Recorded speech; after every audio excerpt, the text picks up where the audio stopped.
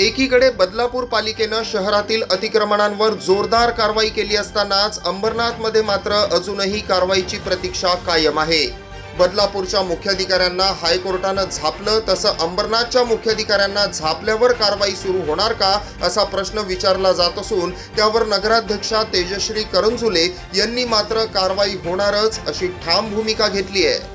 अंबरनाथ शहरात मोठ्या प्रमाणात अतिक्रमणं असून अनधिकृत टपऱ्या, महामार्गाच्या शेजारी अनधिकृत चिकन मटन विक्रेते, मासे विक्रेते, हॉटेल आणि ढाबे, मिठाईची दुकानं, वॉशिंग सेंटर यांचा अक्षरशः सुळसुळाट झालाय, तर फेरीवाल्यांनीही मुख्य चौकात अक्षरशः उच्छाद घातलाय।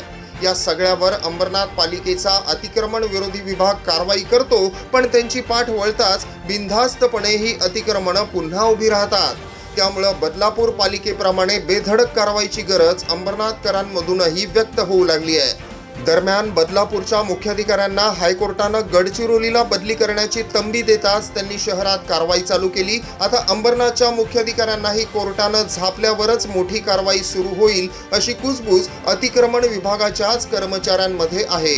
तर सध्या नोटिसेस बजावल्या जात असून लवकरच कारवाई सुरू होणार असल्याची ठाम भूमिका नगराध्यक्षा तेजश्री करंजुले यांनी घेतली आहे।